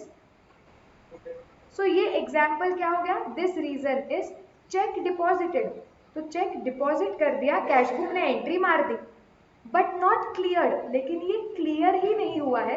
मतलब ये चेक जो हमने बैंक में डाला, बैंक को अभी तक सामने वाले बैंक से उसके पैसे ही नहीं मिले हुए, वो चेक क्लियर नहीं हुआ है। सी यू, इसके लिए तुम्हें प्रोसेस समझना पड़ता है, ये मैंने तुम्हें पहले भी एक्सप्लेन किया है। जब मैं आप कोई चेक डिपॉजिट करते हो आपका बैंक में, सो दिस इज बैंक, और मैंने मेरे बैंक में चेक डिपॉजिट किया, सो आइडियली क्या होता है कि मेरी बैंक सामने वाले के बैंक के पास जाती है। सो ये आयुष की बैंक है, ये मेरी बैंक है, तो आयुष ने मुझे चेक दिया, मैंने वो चेक मेरे बैंक में डाला, इसका मतलब मैं बैंक को क्या बोल रही हूँ कि डियर बैंक, ये देखो, ये मुझे एक चेक मिला हुआ है, मुझे ये पैसे आने हैं आयुष से, आप जाके आयुष के बैंक से ये पैसे लेके आओ। तो मेरी बैंक आयुष के बैंक के पास जाएगी, और आयुष की बैंक जब वो चेक देखेगी और वेरीफाई करेगी कि हाँ हाँ ये आयुष का ही सिग्नेचर है, ये आयुष ने ही दिया हुआ चेक है, तो आयुष की बैंक आयुष के अकाउंट में से 7,000 रुपए निकाल के मेरे बैंक को देगी। तब हम बोलते हैं कि चेक क्लियर हो गया, और तब मेरी बैंक उसकी एंट्री मारेगी। सो ये जो क्लियरिंग प्रोसेस होता है, my bank goes to Ayush bank and then I receive money from Ayush bank, okay, this is called as a clearing process which takes time, and that is why ऐसे हो सकता है कि कैश बुक में entry record हो जाती है when the cheque is deposited, but bank entry मारता है जब बैंक के पास पैसे आते हैं आयुष के बैंक से। तो अगर जब तक चेक क्लियर नहीं होगा बैंक एंट्री मारेगा नहीं।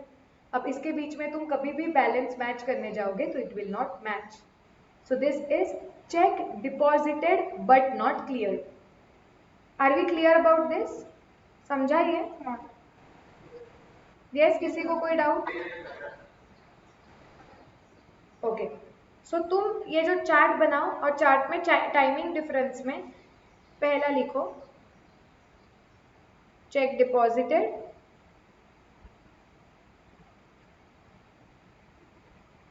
but not cleared. This is one of the reason for difference in cash book balance and passbook balance.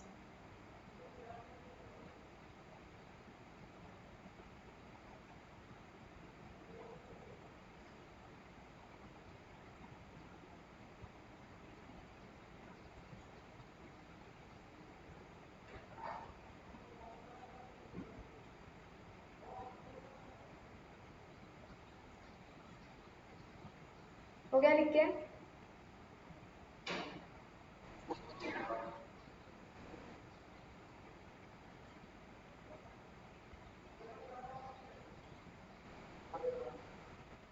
Done. Next example देखते हैं।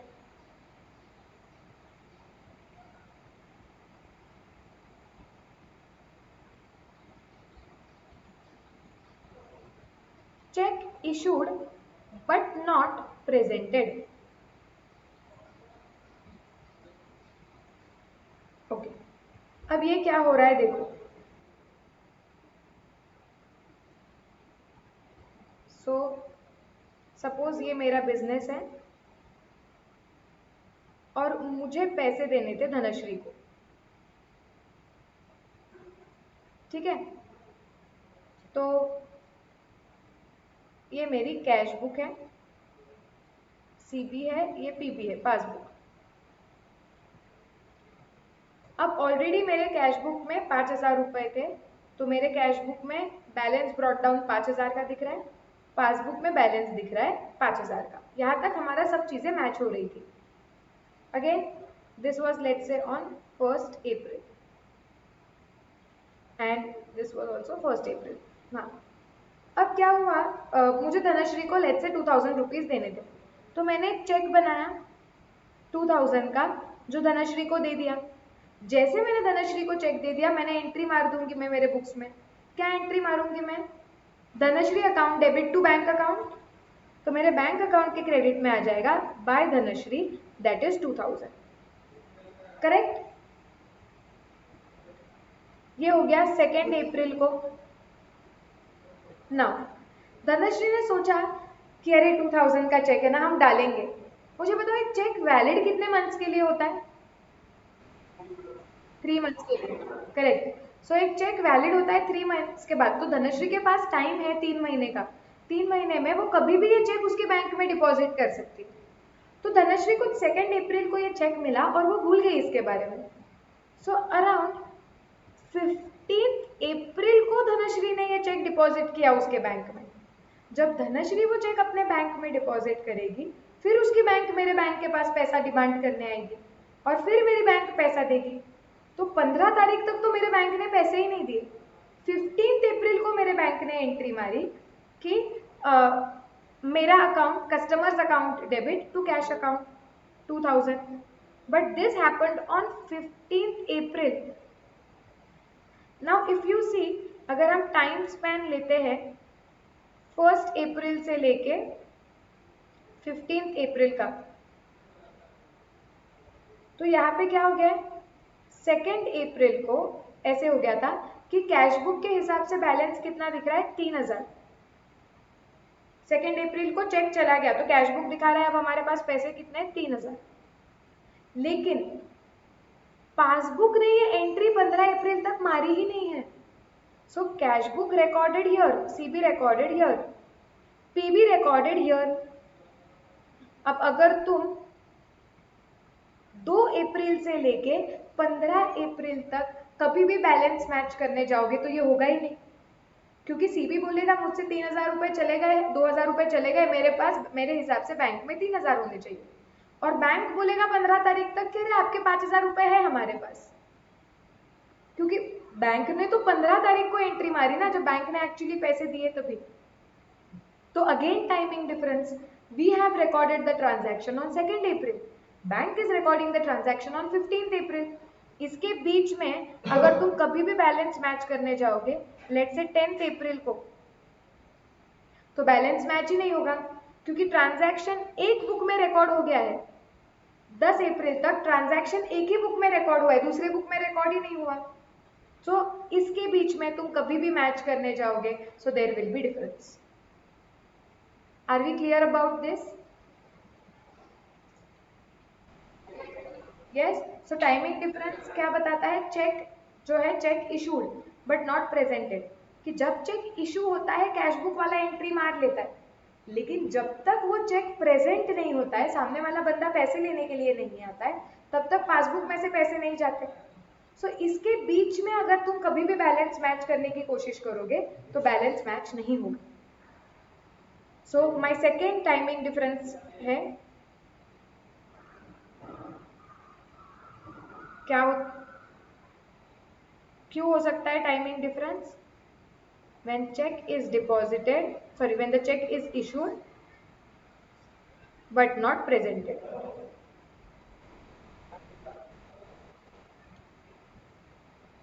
मुझसे पहले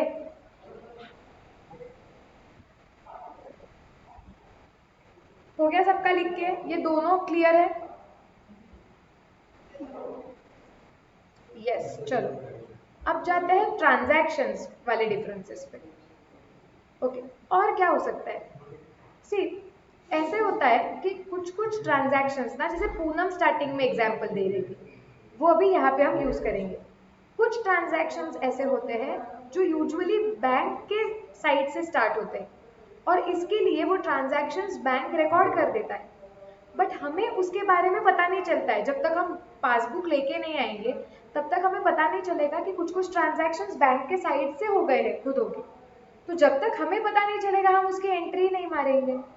तो जब तक हम एंट्री नहीं मारते हैं ये डिफरेंसेस रहेंगे। सो इसलिए ट्रांजैक्शंस को टाइमिंग डिफरेंस क्यों बोलते हैं? क्योंकि ट्रांजैक्शन डिफरेंस का मतलब क्या होता है कि there are some transactions which start, which originate from bank, so bank records those transactions. However, since we did not know about those transactions, we do not record it in cash book. So till the time we record those transactions in cash book, आपका cash book और passbook का balance match ही नहीं होगा। अब ऐसे के examples लेते हैं, कैसे कौन से टाइप के हो सकते हैं transactions. Okay, so let's see. जैसे पूनम एग्जाम्पल्स बता रही थी, बैंक चार्जेस। कुछ एग्जाम्पल्स देखने वाले हैं हम। This list, okay, it is not exhaustive list, it is inclusive list. इसका मतलब क्या है? एग्जॉस्टिव मतलब क्या होता है कि बस इतने ही आइटम्स आएंगे, इंक्लूसिव मतलब और भी आइटम्स आ सकते हैं। तो यहाँ पे हम सिर्फ कुछ एग्जाम्पल्स अंडरस्टैंड करने वाले हैं, लेकिन इसका मतलब ये नहीं कि यही रीजंस के वजह से डिफरेंसेस आएंगे। आपको और ट्रांजैक्शंस भी दिख सकते हैं जिसके वजह से डिफरेंस आएंगे। ठीक है, सो बैंक चार्जेस। अब देखो क्या होता है।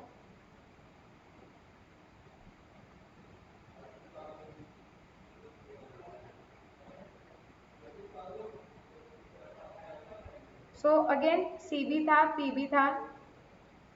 सीबी में बैलेंस 5000 है, पीबी में भी बैलेंस 5000 था। ओके, ये था 1 अप्रैल को।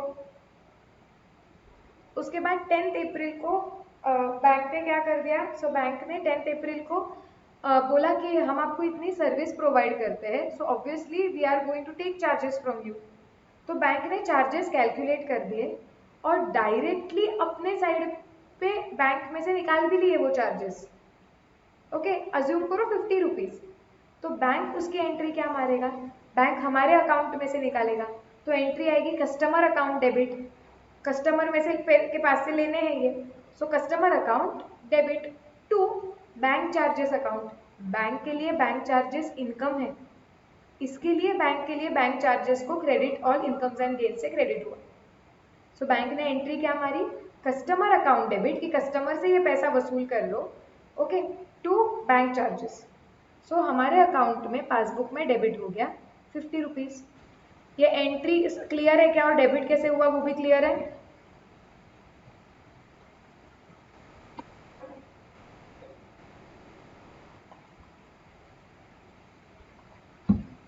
यस। कल के लेक्चर्स तक सम चालू नहीं होने वाले, आज तुम्हें पूरा कंसेप्ट समझना ही है। सो बैंक ने डेबिट कर दिया।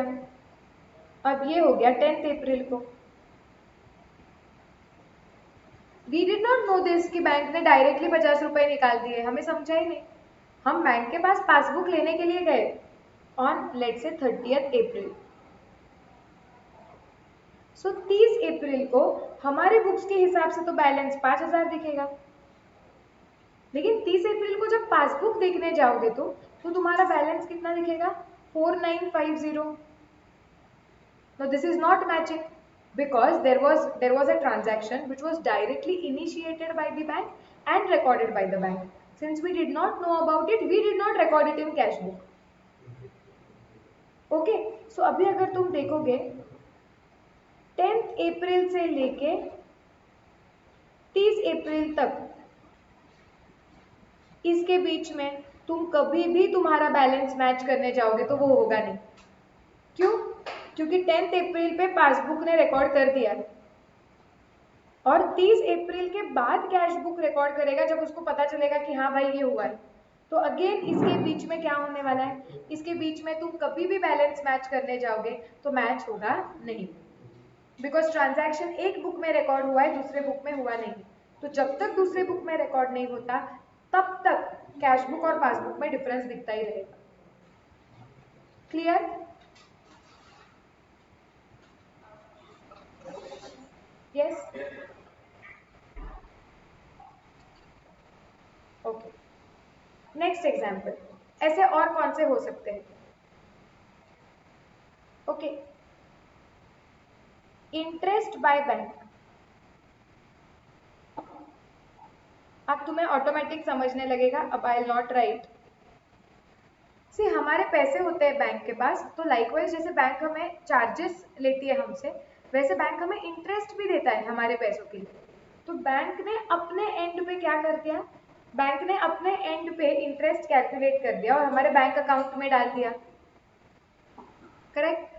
तो इसका मतलब ये हो गया कि पासबुक में तो पैसे आ चुके हैं, पासबुक ने रिकॉर्ड कर दिया पैसे आ गए, हमको पता ही नहीं चला, तो कैश बुक में आया ही नहीं।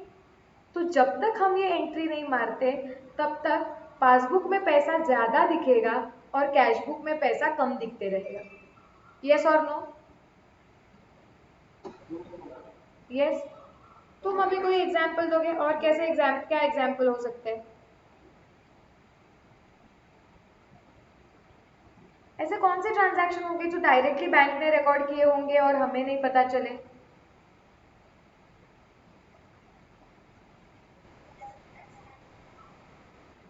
जैसे चेक डिसऑनर हो जाता है। करेक्ट? एक सेकेंड ना, एक एक हम डिस्कस करते हैं। चेक डिसऑनर हो जाना, चलो इसके बारे में देखते हैं।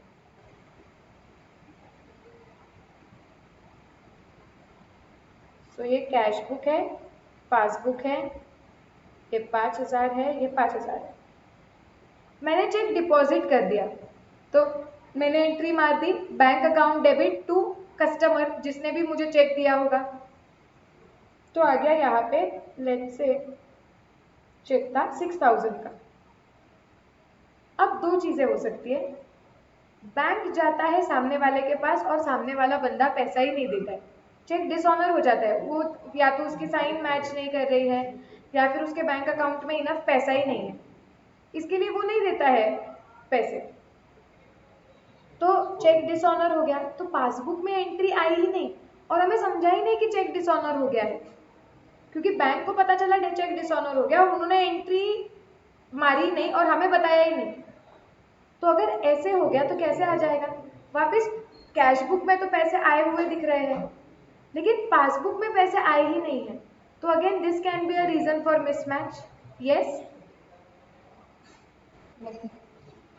कुछ कुछ केस में कैसे होता है ना, और एक केस बताती हूँ। इस केस में कि आपने बैंक में चेक डाल दिया, जैसे बैंक को चेक मिल जाता है ना, बैंक 6000 रुपये तुरंत क्रेडिट कर देता है।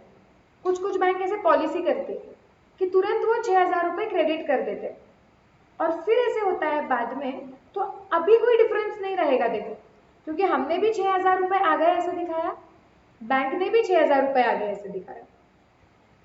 ठीक है, वो तो बैंक बाद में जाती है और पैसे लेने को तब समझता है कि वो पैसे नहीं दे रहा है, डिसऑनर हो गया। तो इसके लिए बैंक क्या करता है, बैंक इसे कैंसल करने के लिए डेबिट दे देता है, क्योंकि बैंक ने पहले दिखा दिया था कि वो चेक के पैसे आ गए, इसलिए बैंक ने हमारे अकाउंट को क्रेडिट कर दिया था। लेकिन फिर बैंक को पता चला कि अरे ये पैसे आए ही नहीं, तो इसे कैंसिल करने के लिए बैंक हमारे अकाउंट को डेबिट दे देता है। अल्टी क्या?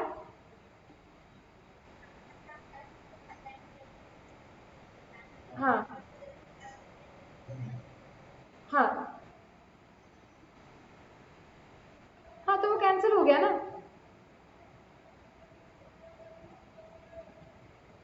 क्रेडिट और डेबिट नॉक ऑफ कर देता है एक दूसरे को, तो ये कैंसिल हो गया। और ये बैंक ने हमें बताया ही नहीं, तो वापस यही दिक्कत हो गया कि पासबुक में तो कुछ भी पैसा आया हुआ नहीं दिख रहा है, लेकिन हम तो दिखाते रह रहे हैं कि पैसे आए। तो कैश बुक में ज्यादा पैसे दिख रहे हैं, लेकिन पासबुक में ज्यादा पैसे दिख ही नहीं रहे। Clear? So this again can be reason for difference. Are we clear about this? पक्का? बाकी सब बोलो, Sanjot, Garima, Dhanashree, Karen. So next reason हमने लिखा था कि चेक डिसऑनर का। और एक एग्जांपल लेते हैं, चलो। Direct deposit by customer.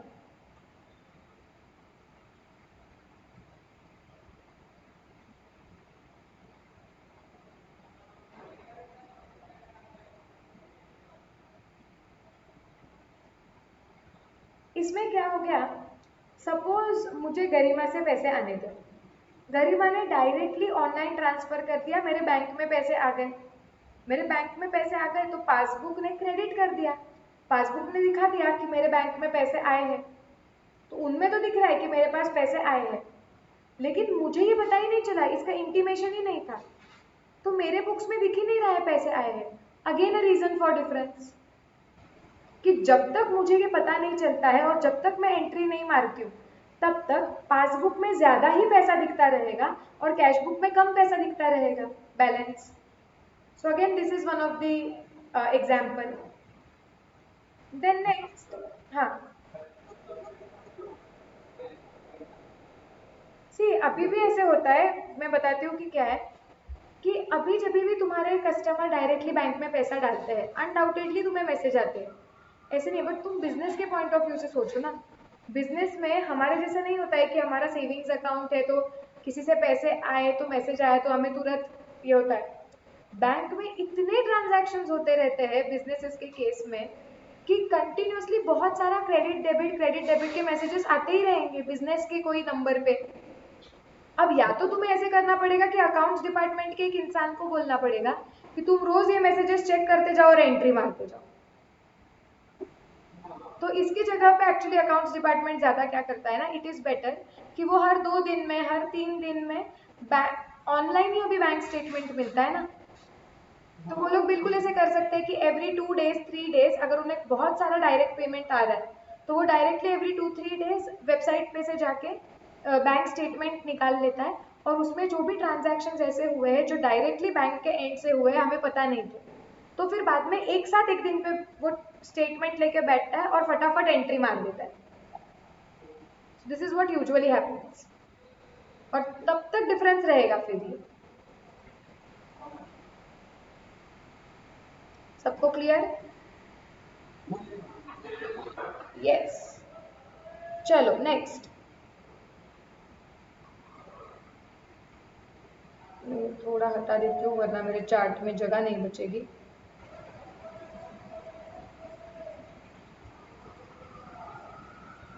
Next is payments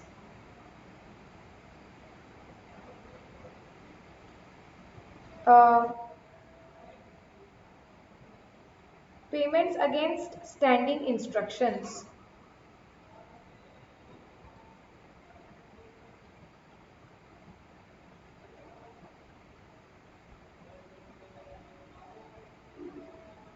okay, standing instruction का मतलब आप क्या होता है, आप बैंक को इंस्ट्रक्शन देके रखते हो कि सी लेट्स से कोई मेरे जैसा इंसान, अगर मेरा जब पोस्ट पेड था तो मुझे याद ही नहीं रहता था कि उसके ड्यू डेट्स क्या है, फिर वो प्रॉपरली उसे वो ड्यू डेट्स पे पैसे पे करो, तो और हमेशा मुझे फिर लेट फीस लगती थी। तो मैं ऐसे सोच सकती हूँ कि मैं बैंक को बोल सकती हूँ कि जब भी मेरा फ़ोन का बिल आएगा, immediately you have to pay that bill, and I asked to my service provider also that you have to send the bill to my bank. सो उस केस में क्या होता है कि अगर कोई लोग ऐसे होते हैं जिसे याद नहीं रहता है कि ये ड्यू डेट्स पे पेमेंट्स करने हैं एंड अननेसेसरी लेट फीस लगती है, तो उस केस में हम बैंक को स्टैंडिंग इंस्ट्रक्शंस देते हैं कि ये चीज़ें के बिल अगर आपके पास आए तो immediately you have to pay them. तो these are called as standing instructions. In that case क्या होगा, सपोज मेरा फोन बिल डायरेक्टली भेजा मेरे बैंक के पास, मेरे बैंक ने डायरेक्टली पेमेंट कर दिया, ओके। अब पासबुक में तो दिख गया कि पैसे चले गए, लेकिन अभी मेरे पास उसके डिटेल्स ही नहीं थे, तो मैंने एंट्री नहीं मारी अभी कैश बुक में। सो अगेन डिफरेंस क्रिएट होगा कि स्टैंडिंग इंस्ट्रक्शंस के वजह से बैंक ने पे कर दिया तो बैंक में कम पैसे हो गए, लेकिन हमने उसकी एंट्री नहीं मारी तो हमें अभी भी दिख रहा है कि कैश बुक में के हिसाब से कि बैंक अकाउंट में ज़्यादा पैसे हैं। तो अगेन जब तक मैं वो एंट्री नहीं मारती हूँ, this will be a reason for difference. Clear? Yes, standing instructions हो गया। ऐसे डिविडेंड और any other income directly collected by bank.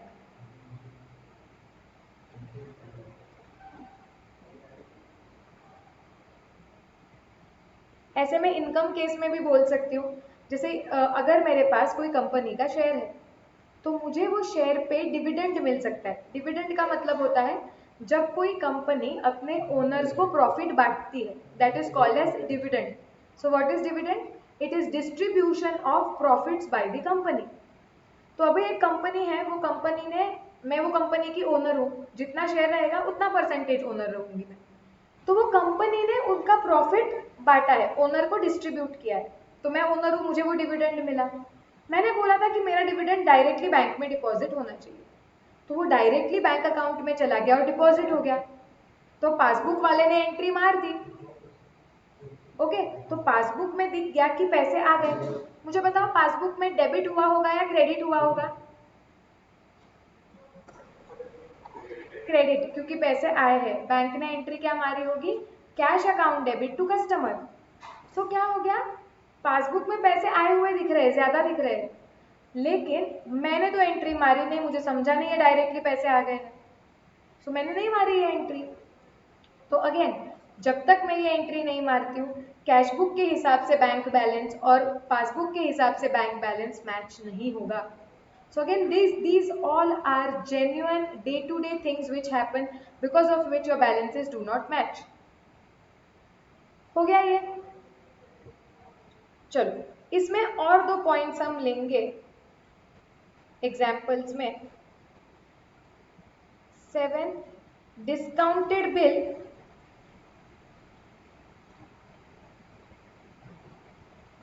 Dishonoured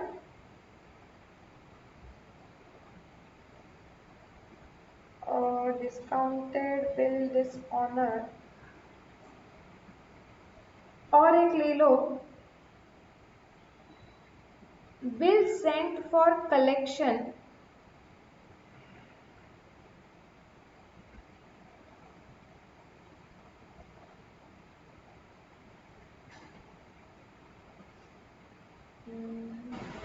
bill sent for collection,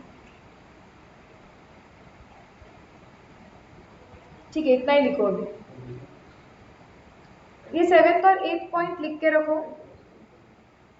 थोड़े सम सॉल्व होने के बाद, थोड़ा मैच्योरिटी जब आ जाएगी ये चैप्टर की, तब मैं ये एक्सप्लेन कर लूंगी। इसके लिए बिल्स ऑफ एक्सचेंज चैप्टर का थोड़ा नॉलेज लगता है, मैं बताऊंगी तभी। अभी ये लिख लो।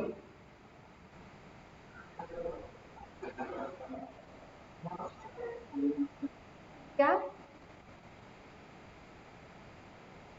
हाँ वो मस्त कलर है, एकदम उठ के दिखता है।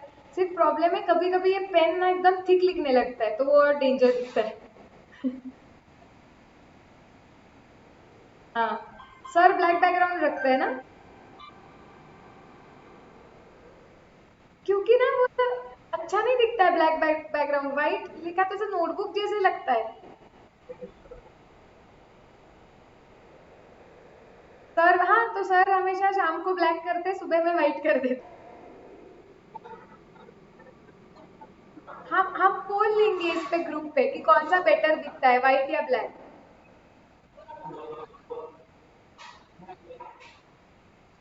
व्हाइट किसी को भी नहीं अच्छा लगता।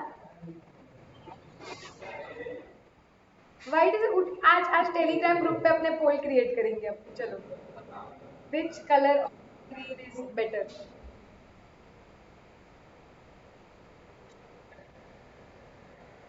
हाँ, ब्लैक बोर्ड व्हाइट नोटबुक।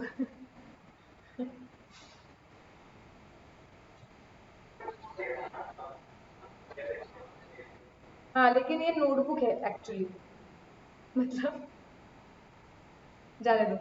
समझा क्या, ये तुमको क्लियर है क्या ये?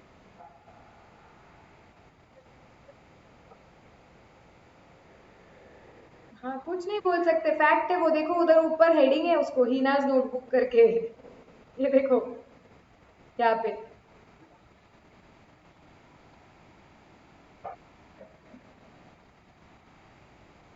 चलो, तो बेसिकली टाइमिंग डिफरेंस और ट्रांजैक्शन डिफरेंसेस क्लियर है क्या? ट्रांजैक्शन डिफरेंस में और बहुत सारे एग्जाम्पल्स आ सकते हैं, जिसमें सिंपल यही हो रहा है कि बैंक रिकॉर्ड कर रहा है और हम रिकॉर्ड नहीं कर रहे हैं। बट प्राइमरीली जो आने वाले होते हैं वो ये होते हैं कि bank charges, interest by bank, फिर cheque dishonoured, direct deposit by customer, income directly received, payment due to standing instructions. These are common reasons. Okay. Likewise, errors की वजह से भी हमारे बैलेंसेस मैच नहीं होते। ओके। अब एरर्स हो सकते हैं या तो कैश बुक में या तो पासबुक में। एरर का मतलब होता है मिस्टेक्स, गलतियां हो रही। अब देखो इसका एक एग्जांपल।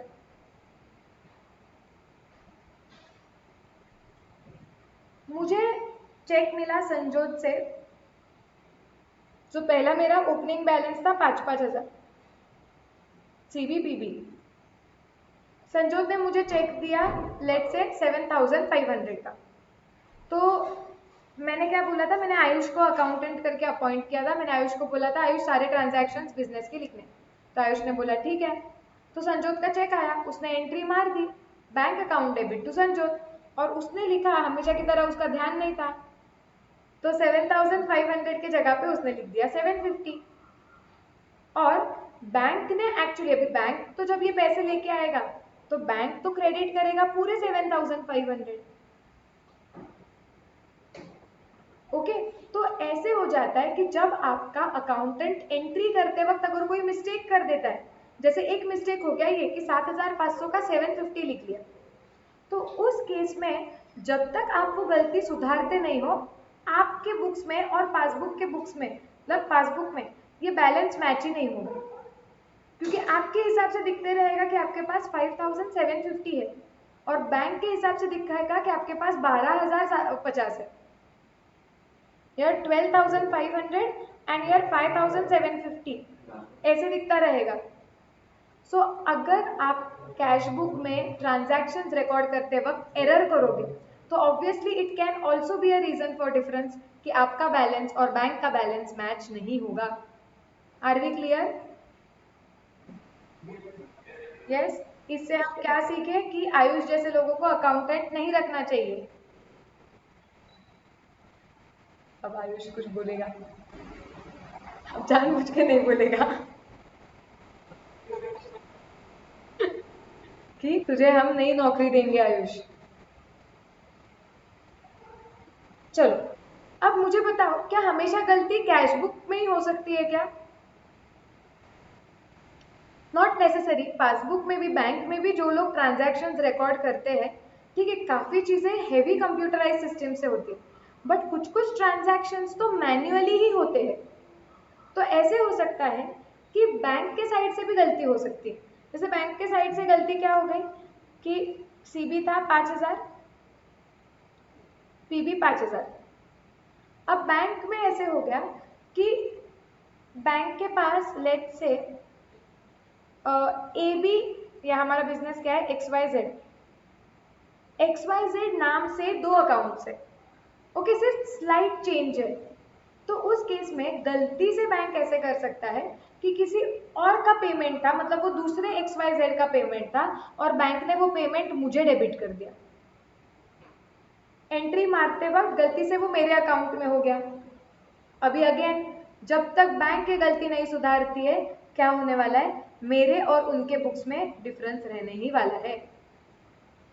सो या कैश बुक में या पासबुक में कहीं पे भी अगर एरर हुआ, so balance of both the books will not match. आर होते हैं पासबुक में भी, बट हाँ कम होते हैं, ऐसे बहुत फ्रिक्वेंटली नहीं दिखते। और अभी जब से बहुत सारा हेवी कंप्यूटराइज्ड हो गया है सारा सिस्टम, उसके बाद तो बहुत कम होते हैं, पहले होते थे। So are we clear about this reasons for differences? Chart complete? Yes? Okay. So we'll stop here for today. Tomorrow we'll revise this again. एक बार quickly revise करेंगे और आगे जाएंगे।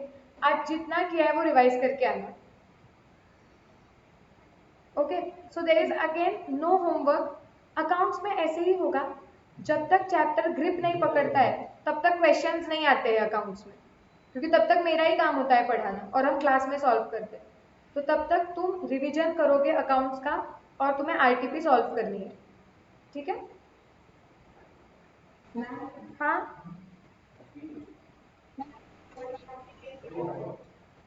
किस केस में, मतलब?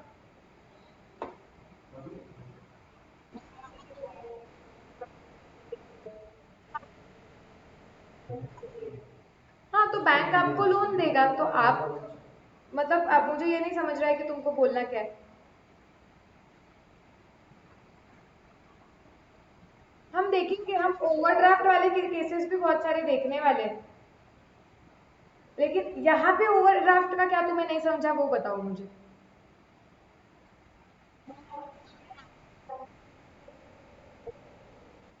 एंट्री क्या होगी ये पूछ रहे हो क्या?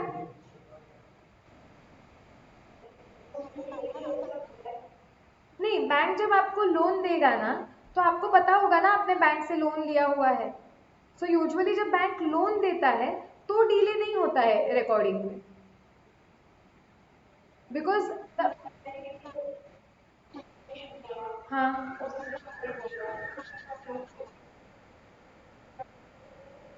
राइट, किया ना, तुम जब चेक दोगे तभी तो तुम रिकॉर्ड करोगे ना। जिस दिन तुम चेक देते हो, सी, ओवरड्राफ्ट कैसे होता है, वो ऑटोमेटिकली रिकॉर्ड हो जाता है। मुझे समझा तुम्हें क्या पूछना है, ये देखो क्या होता है ना। सी, ये कैश बुक है, ये पासबुक है। कैश बुक में बैलेंस दिख रहा था 5,000 का, पासबुक में बैलेंस दिख रहा है 5,000 का, ठीक है? अब तुमने किसी को 7,000 का चेक दिया, करेक्ट? तो जैसे तुम चेक दोगे, ट्रांजैक्शन तुम्हारे साइड से इनिशिएट हुआ है, तो तुम एंट्री मारोगे उसकी। तुम एंट्री क्या मारोगे कि supplier account debit to bank account, तो बैंक के क्रेडिट में आ जाएगा बाय सप्लायर 7,000। तो इसका मतलब ऑटोमेटिकली कैप्चर हो जाता है कि तुमने 2,000 का बैंक से लोन लिया हुआ है, क्योंकि तुम्हारे बैंक में 5,000 रुपए थे, फिर भी तुमने 7,000 का पेमेंट किया। अब अगर तुरंत उसी दिन पे बैंक वो पैसे दे देता है चेक सामने वाले को, तो बैंक एंट्री क्या मारेगा कि हमारा अकाउंट डेबिट, मतलब बैंक के हिसाब से कस्टमर अकाउंट का डेबिट टू कैश अकाउंट, तो बैंक के बुक्स में डेबिट आ गया 7,000 का। सो ऐसे करके पासबुक में ओवरड्राफ्ट रिकॉर्ड हो गया 2,000 का, because your payment is more. So ऐसे करके 2,000 का ओवरड्राफ्ट रिकॉर्ड हो जाता है, जो यहाँ पे कैश बुक में भी रिकॉर्ड हो चुका है। Are we clear? तो ओवरड्राफ्ट ऐसे क्रिएट होता है, ओवरड्राफ्ट की ऐसे एंट्री नहीं जाती है। जब आपका पेमेंट रिसीट से ज़्यादा हो जाएगा तो आप पेमेंट की एंट्री मार दोगे। सिंस आपका पेमेंट आपके एग्जिस्टिंग बैलेंस से ज़्यादा होगा, ऑटोमेटिकली आपका बैंक अकाउंट ओवरड्राफ्ट रिफ्लेक्ट करेगा। और जब हम ये सम सॉल्व करेंगे ना और तो तुम्हें क्लैरिटी आएगी। एकदम बेसिक से पढ़ा रही हूँ मैं, वैसे भी अज्यूमिंग कि तुम लोगों को कुछ नहीं आता है।